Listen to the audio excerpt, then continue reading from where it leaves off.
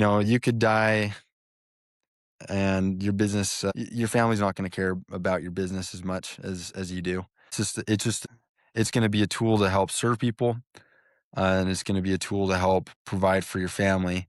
But yeah, I think that just kind of that through line, I guess, is like, yeah, you're not your business. You got your family, you've got other things that a part of your life that you want to be doing, because your life's short. You want to take advantage of it and make sure that you're giving time to those things, because you taking care of life at home and your personal desires is going to make you in business a lot better. Most business advice ignores your family. This podcast doesn't. Welcome to Family-Oriented Business Growers. Hey, welcome to all of you, Bandits and Chilies. Today's episode is an interview with Ben Barlow. And one of the biggest fears that parents looking to grow their cleaning business have is that it will come at the expense of their family, time with their kids, intentionality with their spouse, just all of the things that matter most. And really the things that the business is there to support.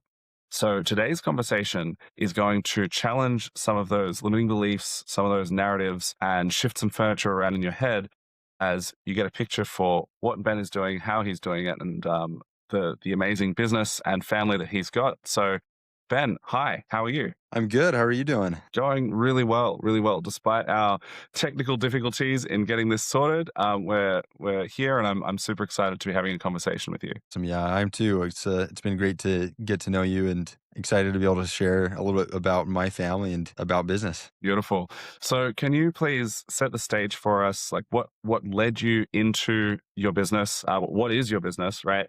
And just what's the story of the business so far? Yeah. On the topic of family, I have always been inspired by family, whether it's immediate or extended. And, I have connections with people who've started a franchise as the franchisor. I've had some that have done medical device company. My grandpa's done a motorcycle shop. I've had an uncle who's done a software business that's gone public.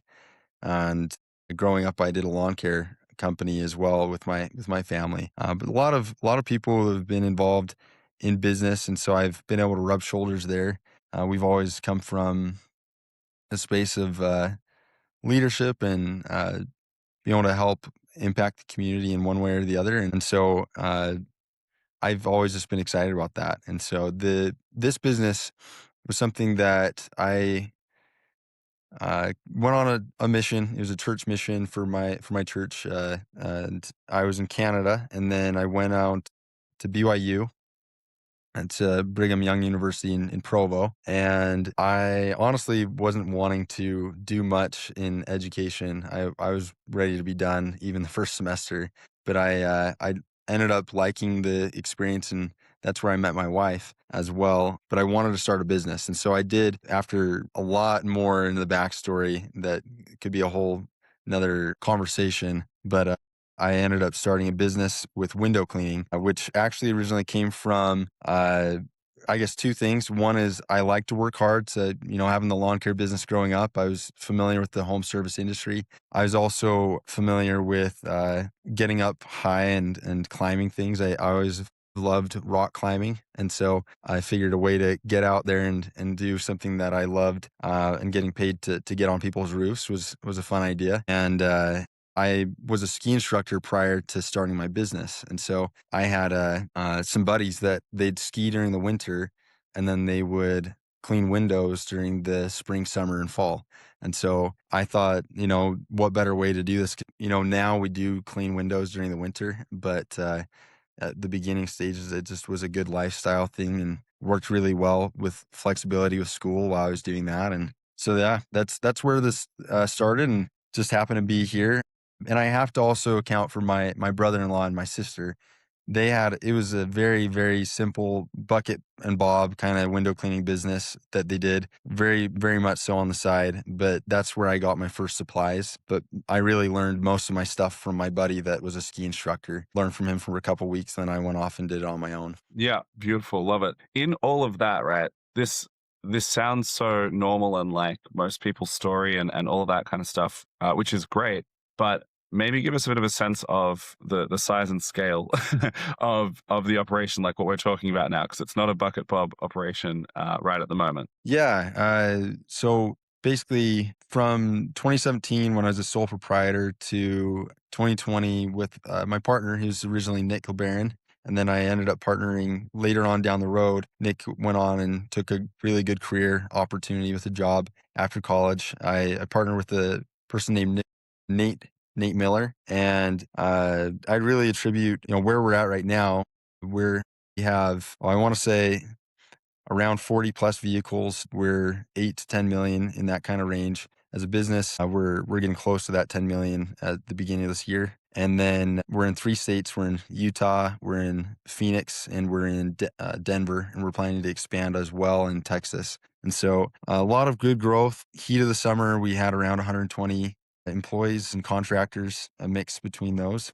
I mean, yeah, all I can say is I can attribute that to luck, and I can attribute that to also having the right people in place and just doing the right thing at the right time. Yeah, love it, love it. So, I think any attribution of that to luck has to include the idea of creating your own luck as well, in terms of putting yourself out there and like the sort of concept of like the 4 levels of luck. Like you're putting the things out there and then allowing that to get lucky. But I don't think that kind of scale happens by accident at all. So there's so much in the scale of that operation that when I compare that to the struggles of like a lot of smaller businesses, people that are either an owner operator or they have a small team, and they're struggling with things that they think, okay, if I was to multiply this out to where we have multiple locations in different states, 120 employees, all that kind of stuff,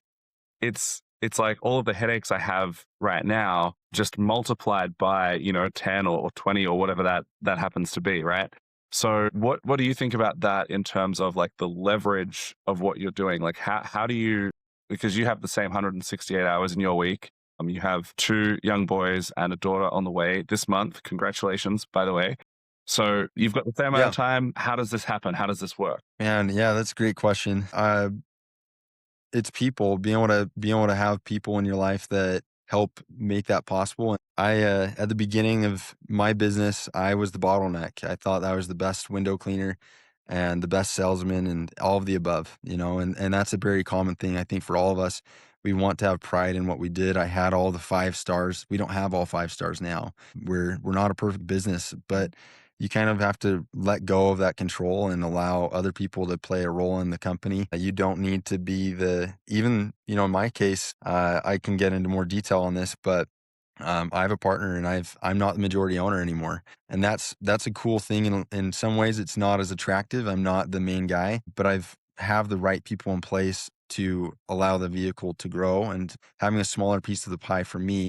And you can structure it in a lot of different ways. It doesn't have to be equity. It could be profit sharing or some other kind of benefit that you can offer. But that's just how I approached it for me. My partner does it. He gives a good example of, and I don't know the right phrase for it, but it's good to be lazy. And he's learned how to say no to things and to let other people take on that role. And I think he does a great job of that. And there's a book, my uncle who has a public company, he recommends a book called Greg McEwen. It's called Essentialism. And I really like that idea. I'm not always the best at that. But I think that, yeah, I think just helping other people see the vision, helping them see that you care about them. I'm willing to sacrifice from a greed perspective. I think that we had talked about this a little bit. Like, I don't need a lot myself to be happy. I can have a pretty simple life. But what gets me excited is providing for my family, providing a career opportunity for other people, helping them understand entrepreneurship, and if they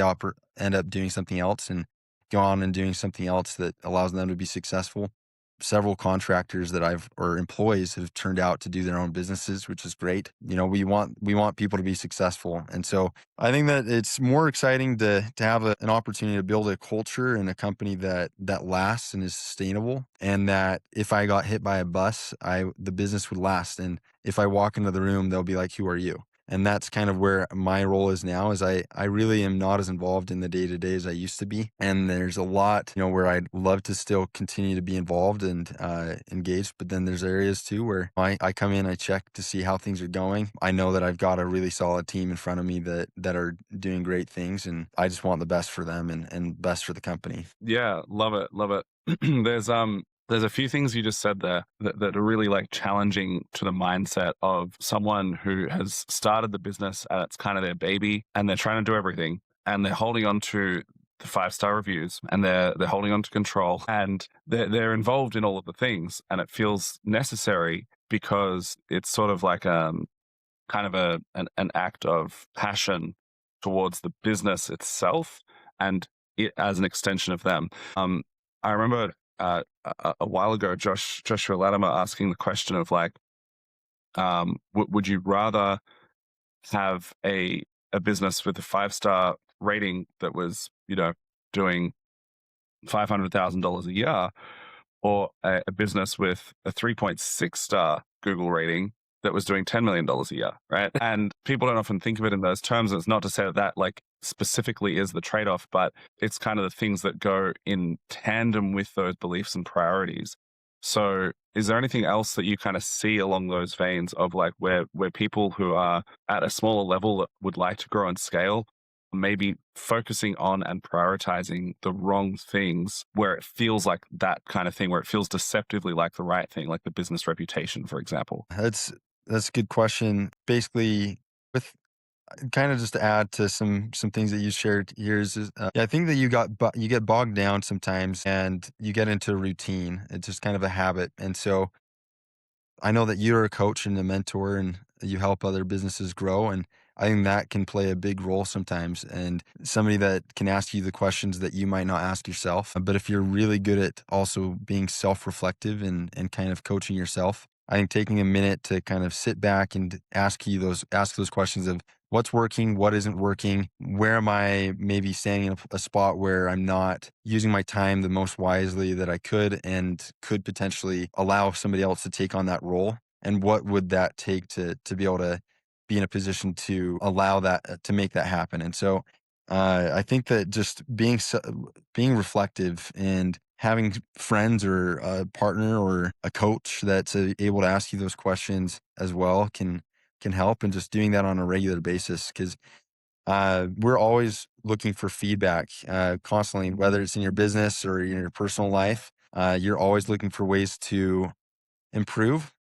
And sometimes you don't know what you don't know until you've asked those questions. Some of those things you'll know personally, and you'll feel it deep in your gut and in your heart. You know that you need to make some changes. And there's some things that other people will know better than you will. And so I think that's where I'd say is you got to be comfortable as well with being uncomfortable. I know I think some psychology behind where I sit, and I think that growing up, and even in college, you kind of and school in general, you learn follow the rules and, kind of follow step by steps. And there's good things with that, but you have to learn how to fail.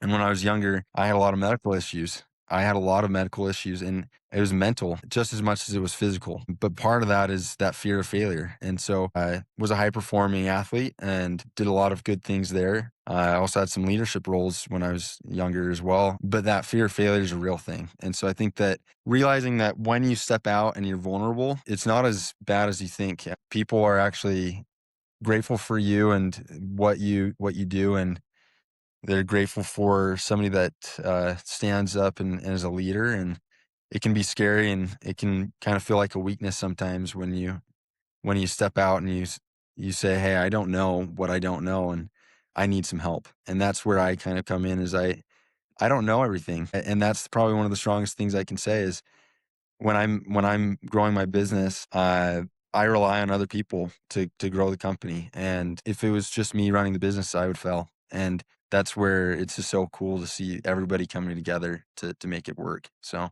Yeah, love it. There's in the midst of that, I think this is like a Dan Martell quote, but it's that our life is defined by the questions we continue to ask ourselves, right? So That I love that. And just what you said sounded like a bit of a mindset shift from how you'd started out, right? Because you said that initially you were like, I'm the best window cleaner, I'm the best sales guy, whatever. Do you feel like you're the best at anything in your business right now? No, probably not. That's awesome. I probably am not. Congratulations. I'd say the most, I'm probably the most resourceful and creative. I'd say I'm more innovative and I'm still have a good vision with where I'd want the company to go. I'd say that I have a good yeah, I think that's where I am at is I'm very resourceful. I'm very well connected and from a relationship standpoint. And just kind of what I said, the vision, I like to be able to be a part of that. But yeah, I don't know. I really don't think I have much importance in the company. So Yeah. there's a lot of people in the company that have places in the company that are making a big difference. Yeah.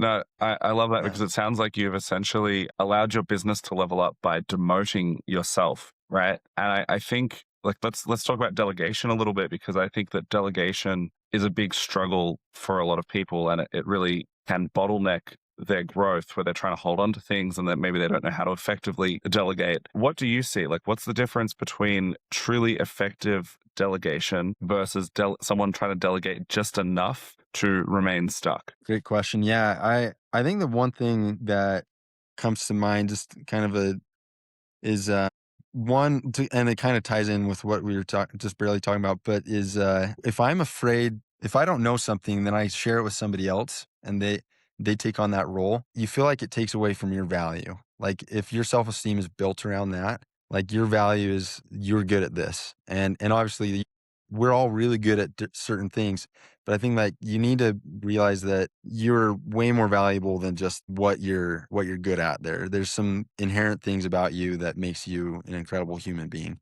And so I think that when you're delegating it, it's kind of that realization that you still have value. You can give somebody else that opportunity to rise up and grow as well. And so that's one thing I'd say. And then the other thing is it can be kind of scary because if you wanted to bring somebody into a role, they're likely better than you at it. And so you want to maintain some kind of control for your business because you don't want it to be to the point where somebody takes it over and you're in a position where you're not able to make those decisions the way that you would like by manning kind of taking the ship and steering it as the captain. And so when you're delegating, I think it's really important to have clear expectations of what this person should be doing and then incentives built in for them. And yeah, just overall that there's a good opportunity for them to grow and kind of take on their own role within the company, but that you have clear expectations set. If you don't have that, then they can push and shove you around and negotiate things in a lot of ways that gets a little bit more messy on the backside. And so you want to make sure that that's clearly laid out. Yeah. And uh, Yeah, I think you really hit the nail on the head when you were talking about people deriving their sense of worth from their work and whether that's their squeegee skills or any other part of what they're doing that they're trying to delegate out, it's going to become pretty much impossible to delegate that to someone else if you want them to do it as well or better than you. If you make it mean that your value as a human being is that you're the best window cleaner or whatever it is. Yeah, that sort of yeah, identity level belief shift is huge. And this is kind of an extension on that, but like almost 10 times more is these partnerships, right? Because this is something that a lot of smaller businesses would tend to kind of fall into rather than, as with like generally speaking, larger businesses are very strategic and intentional about partnerships. It's a very fraught structure. So it can either be really, really good or really, really bad. So what are the key things that you would look for in a partnership? How do you know going in whether partnering with someone is the right idea, whether it's going to be a good fit or not? yeah. I don't know if you have a perfect perspective, 5 years down the road, whether it's going to be something that's going to be like, all right, this is, exactly what I was planning to do going into this. And that's the same thing when it comes to family. I'm married and you're married, and I know that it's just you don't know. There's a lot of unpredictability, but you can get an idea of what a person values and if they have integrity. And I think that's one of the most important things is going into a partnership. You want to make sure that they have integrity. They're willing to sacrifice on their end. and put other people first. And if you maybe are more of an introvert, you may want to have somebody that's a little bit more charismatic. Or if you're a person that's a little bit more analytical and detail oriented, you may want to have somebody that's a little bit more of a leader and can help inspire somebody there. That's somebody that's more focused on sales. You may want to have somebody that's a little bit more on the operation side of things. And so I think just finding a fit where you have a clear defined role. Within my company, I took on more of the operation side. With Nate, Nate Miller was primarily focused on the sales side and growing that because he's had some experience there and had a lot of success. So that's kind of where we started out, and we both took on the role. I was more considered the expert in that in my arena, and he was considered an expert there. And so it was really clear, but we were able to work with each other on different problems that could be solved on both sides by collaborating and asking questions. And so I think having that clear role where there's some defined structure, and yeah, I think that you can also have a testing phase with the partner if it's somebody you haven't worked with for a long time. Me and Nate haven't worked with each other for years. It was really just we tested it out, and it actually took several years to come with a legitimate agreement that we wanted to move forward with, and that was hard. I will say that. We probably should have been more strategic, honestly, on our side. It was a lot of difficult conversations just because you value different things and you value your contribution, and you should. And so that's where I think it's really important to hold your ground, but also be willing to bend a little bit. And you have to know humbly where, if you didn't have your partner in the business, where this business would be. But you also have to say, there's that balance. And so you just want to make sure that that's all laid out well. But yeah, definitely, it's definitely a dance with partnerships. You want to show that you care about them and support them and trust them. It's just, yeah, it's crazy. It's a crazy thing. Business and partnerships are just, you always learn and you always get better at it. Yeah, yeah. I love how you started that by just jumping straight into it being analogous with marriage. Because again, when some people kind of accidentally fall into a partnership, they might not be thinking of it as being like such a serious thing, or they might not be just even basic expectations of like how seriously you're both taking the business. Like, are you at the same level? Do you have the same kind of vision and that sort of thing? So when you, because you've had at least by my count, two business partners in this business, what were the main things that you were looking to make sure that you guys had alignment on? Because like you say, you can't see, like same with the marriage, you can't see 5 years into the future of the nuts and bolts specifics of exactly what we're going to be doing, but that alignment is really key. So what was the key elements of alignment for you? Yeah, I'd say that one of them is just I'd say the overall vision of the company. At the beginning, I wanted to do it just as like a great college career type thing. And then I remember having an interview with somebody, and every single time I have an interview to try to get a job, it seems like I always end up being like, well, this doesn't sound very fun. And one of the guys that I interviewed or that interviewed me asked me, what's really exciting for you about doing a entrepreneurship, and it was about providing a career for people. And I think that that's one thing that my partner aligns well with me on is we want to provide a career for people. It's not a job, it's a career. And that's a big thing with window cleaning is people see it as kind of a job. And so that's where we wanted to change that, how people viewed that. And then we also want to make an impact in the community. And so that was another big thing that we're both very service oriented, and we do regular activities on a month-to-month basis that we're going out and serving people, whether it's yard work, doing donations.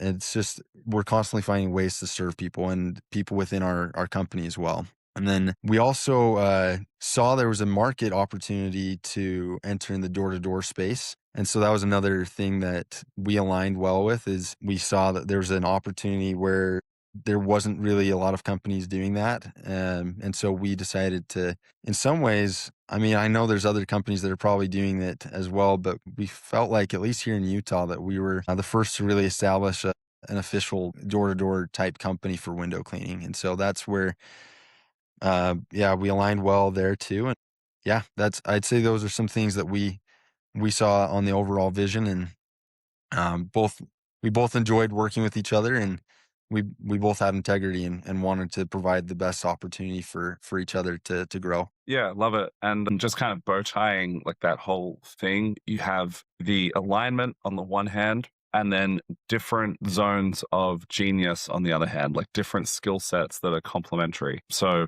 yeah, fantastic. Now, let's just switch for a second and talk about family. Your journey from like when you started your business to now has also seen you start a family. And so there's been the massive changes that come along with that, and then your business has gone through different iterations. You've been working with a different partner, you've been at different scales. So what has that looked like along the way? Where has there been times or seasons where you were just really struggling with the we'll call it work life balance for lack of a better term, and what have you done to Yeah. ensure that your business is actually serving your family rather than you being in servitude to the business? Yeah, that's great. Yeah, so the beginning stages and with my first partner, and this is something we both would say, we both didn't really know what we were doing when it comes to business. We both had some experience with it, but some knowledge, but we both were more of operators. And so that we weren't viewing it as a business as much. But I mean, it was harder during that time of life just because we didn't have separate roles as much, and we had a little bit more of a basic software that we use that made it harder to scale.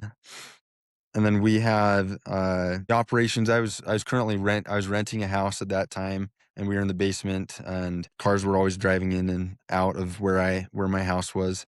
Then we moved to a new home as we progressed, and we did everything out of my house. Basically, I met with we had employees that would come and do meetings inside of our home as well, or outside of our home. We do trainings on our windows, so that was a benefit. We didn't have to clean our windows ever. So, but it was funny because yeah, you just everything that you did was at the house, and it was early mornings to late nights. A lot of times not being there with the kids as much as I would like, or I would take my boy with me and I'd strap him to my I don't know what you call those things, but you strap it to your stomach Yeah, and then you'd put him in there, and I'd be cleaning windows with a pole while I'm holding him. And so yeah, I didn't ever get to the level of climbing a ladder with my boy there, but I got pretty good at doing traditional and water fed pole work with my window cleaning skills. So it works, but it was definitely not an easy time. It was just a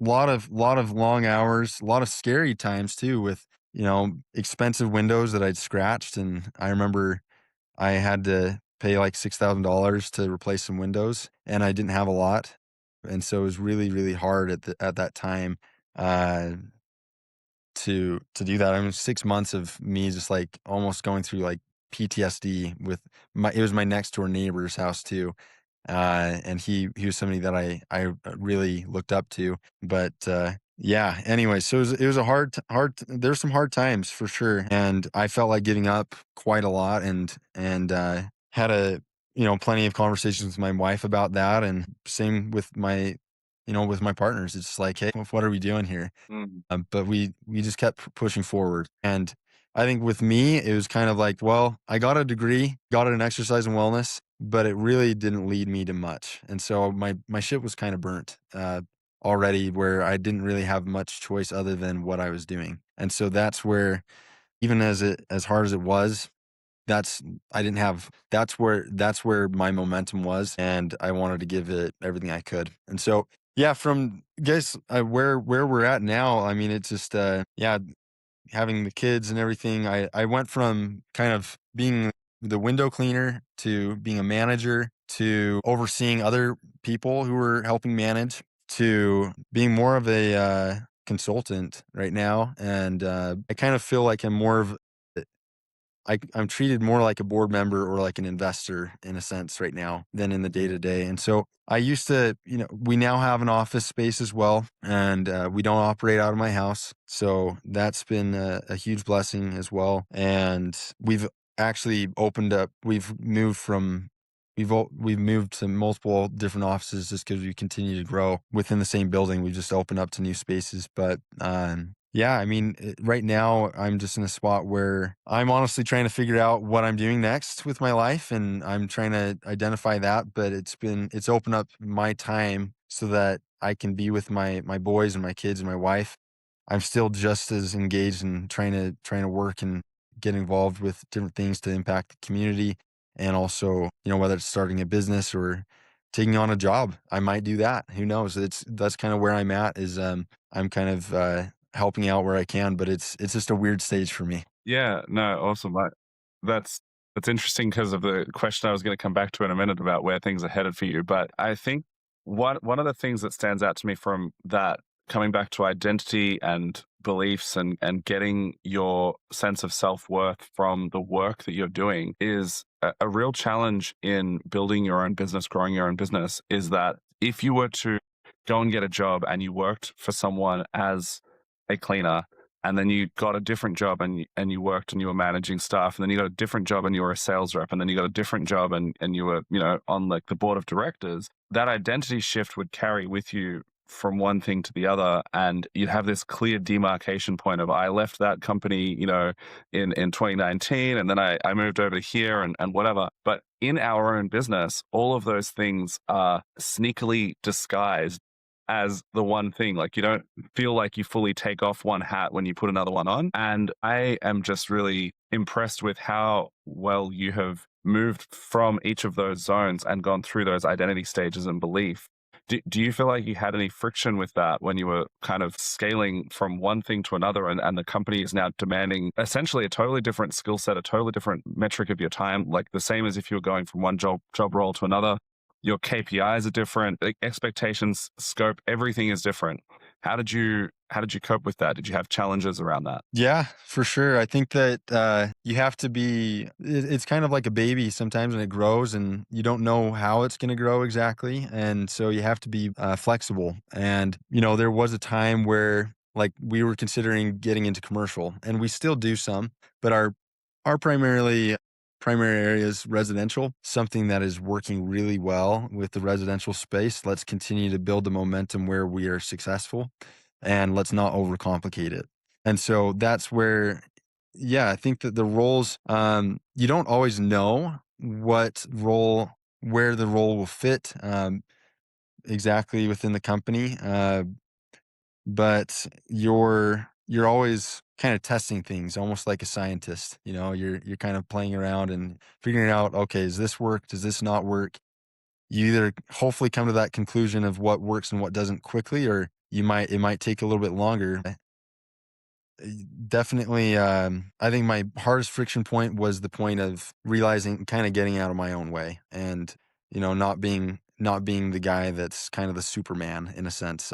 I don't want to be that. I want to be the person who's leading and putting people in the right place. And I think that that's one of the biggest shifts, is just realizing the friction would be just to say you need to develop the skill of letting other people help you out. It's impossible to make the same uh, get to the same place without that, and you have to learn to not micromanage too. You have to let people do their thing, and know when to step in when things aren't going well. And like you said, having those KPIs, they change over time too. And I don't know, I don't know if I have much to say other than it's every single time that there's a transition, it's never easy. It's not just a snap of the finger and it's like, all right, I'm moving on. It's you get emotionally connected to what your role is for a minute. Mm, But I think that the biggest thing is just having that growth mindset and saying, you know what? I just learned how to do this. And the exciting part is you got to continue to learn more things and grow with the company. Or you don't grow with the company and you find the person that can grow with it. And I think it's a mix between the two for me. yeah. Yeah, so just to summarize that, because some really, really solid nuggets in there. Double down on what works, hang up the cape, like don't feel the need to be the hero. And the third thing that you said, and I'm probably going to butcher this, but how you put it was great. Something like developing the skill of letting someone else help you, essentially. And that is genuinely, like, I just want to like underline that. That is, it's a skill. It sounds like it shouldn't be a skill to let someone help you, but yeah, That's a thing. And so just coming back to what I was sort of alluding to earlier, because you're like, oh, I'm not really sure what I'm going to do, and who knows, I might get a job, I might do another thing. But your business is already like at a very impressive level, and your goals for it, what most people consider to be like massive, right? Maybe in your answer to this, you can kind of talk about what the future vision is for where the business is headed.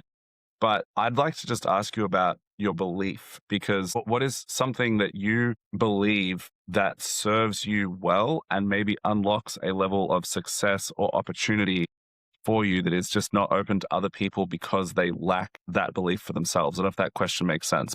Yeah, fire away. Yeah. So I guess the answer before the belief part is just kind of the future where things are going. I'll answer that. And so with the company, we continue. We're planning. We do have an exit that we would hope to go to, and so we would like to get to about 50 to potentially 70 million as a company, which is a crazy thing that we never thought. The goal though is to exit, and it could be in several years is where the goal would be. I mean, my belief is, I guess some of my things is I want to die knowing that I've taught my kids how to be successful, that they're happy, that they're nice, that are they're content with living a simple life. We don't need to have anything crazy. I think that one of my beliefs there is, I think the more you want something, the more I talk about money, the less I have sometimes. I do talk about a lot about money though still, and so I have some room to improve on that. But I think that uh, we have a simple house. I mean, we have a small house but we live within our means. We have two cars that are 20 years plus old, and they've got repairs and things that need to be done on them. Uh, we don't go out to eat every day. It's very we keep our lives very simple. And I think because of that, that opens up opportunities to really expand, because we're not about we're about building a legacy. We're not about the day-to-day gratification. Mm. And so we're okay with delaying that because we want to create something that's more meaningful and can create more opportunities to serve people. I don't get paid a lot, or at least I didn't. I've sold some shares in my business that it's paid me more than I've ever paid myself in my life. But still, yeah, I think that I've always never paid myself a lot. So that's something that I think needs to be said is like, it's not a glamorous thing. On the day to day, even if I got paid, $1 billion, I don't think my life is going to change in who I am and what I'm doing every single day. And I think that's an important thing to kind of think through is you're looking for impact. You're looking for purpose and fulfillment. You're not looking for money's not going to get you that happiness. And so, and that growth is more about impact. And so that's, I think, where my vision would be is more about that. And I think that you have to have some stubbornness as well. When it comes to growth, you have to be stubborn, and some competitiveness about it. I think you want to prove yourself and beat yourself, and kind of always find a way to improve who you are every day. And so I think that you kind of treat it like a game, like Alex Hormozy, I think that's how you say his last name, but Hormozy. If you can treat it like a game and it's fun every single day, you're going to continue to grow. Yeah. I mean, because of my mentality, we've been able to grow our company in a lean way. We haven't had to take on a lot of capital, and that's allowed us to do it in a way that allows us to be sustainable. And so, who's to say, maybe next week our business is out of business, and that could happen, and it'd be the worst day of my life. It'd be really hard. But at the same time, there's some maybe stoic, maybe the better thought is maybe the business does go out of business, but maybe my life is still the same. Maybe that's a better way to think about it. In the worst case scenario, if the business goes out and I lose all of the money, I've still learned a lot, and I've built a lot of great relationships. I still have my wife and my kids. They still want to be with me. I've shown them and care for them. And so I think that that's where, I think maybe a stronger answer to that is, man, that would really stink if on the opposite side of things, if it didn't grow. But I think that's where your strength comes, is because you have that attitude. And it's like, you know what? The worst thing in the world could happen in my business, but I've got this, and things will be okay. Yeah.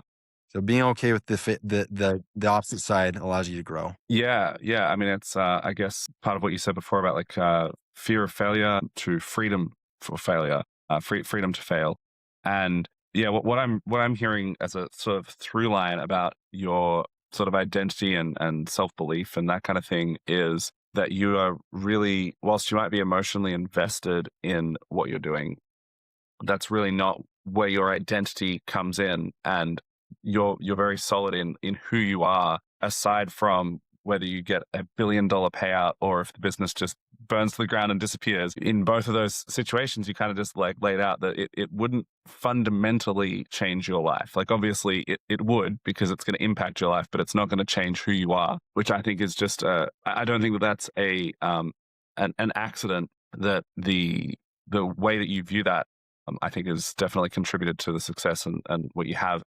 And what I find interesting as well is just actually, maybe this is a good question, because like you have scaled up from where the business started. There's that I can't remember who wrote the book, but like 10x is easier than 2x.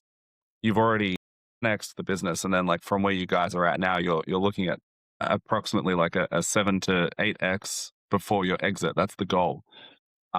So maybe talk about that in terms of the work that you see ahead of you and what that looks like, and how you're able to maintain what you want to maintain in terms of you as a husband and a father whilst contributing to the business going in that direction. Yeah, like I said, I'm trying to find that identity right now of where I'm at with the company. Just because I'm not in the day to day as I used to be, and so I'm still trying to figure that out. I don't know exactly where that will go, but I know that a couple of things that would be big would be the culture of the company. We'll continue to foster that. I think one kind of paradigm that I had as we grew is $10 million is really cool as a business. It's cool to say, revenue wise, hard to get to, but retention is a key thing too, and building a solid brand behind our company. And so I think that's probably where we'll be. I mean, last year we were really focused on retention for both our customers and also for employees, and we've done a really good job of improving those. And then I think that my opinion is I think that we're building a brand, and that's going to come to play over the next little while. But we're still trying to figure that out. I personally think, even just for me outside of business with Glide, that's something that I've played around with. The idea of building a personal brand of sorts. No idea what I'm doing yet. I've got a good team. We're all going to talk and continue to innovate where we need to. I don't anticipate the industry going away anytime soon. Maybe there will be drones cleaning the windows. I don't know, but we'll continue to stay on top of the market and understand where we need to change and adjust. But we've got a good model, and I think that we're going to continue to follow that same model as we just rinse and repeat in a lot of ways, and build good leaders and incentivize them well. Yep, love it. And I mean, hey, someone's got to manage the drones, even if it goes that way. So you still need a team for that. No, fantastic. Thank you. True. Thank you so much for your time and for everything that you've shared in this interview. It's been really valuable. Any final closing thoughts from your side, of just maybe a point of encouragement to someone that's looking to grow and scale and not sacrifice their family along the way? I would say you only are gonna you're not gonna regret spending time with your family and being with them. It's gonna feel sometimes impossible to do that, and if there's some pain there, and I encourage you to find some solutions to make it so it's less painful to be with your family. It might, at the beginning, be a sacrifice for your business, but that's going to be an investment that's going to come in dividends on both sides, the family and the business, over the long run. And so, you could die, and your family's not going to care about your business as much as you do. It's going to be a tool to help serve people, and it's going to be a tool to help provide for your family. But yeah, I think that just kind of that through line, I guess, is like, yeah, you're not your business. You got your family, you've got other things that a part of your life that you want to be doing, because your life's short. You want to take advantage of it and make sure that you're giving time to those things, because taking care of life at home and your personal desires is going to make you in business a lot better. Love it. Love it. Thank you very much, Ben. Yeah, it's been a real pleasure. Awesome. Yeah. Thank you. It was great to talk with you, Mark, and looking forward to staying in touch with you. Absolutely. If you enjoyed this conversation, you'll love our Facebook group for parents running cleaning businesses. Easiest way to find it is via walkland.au. Catch you in there.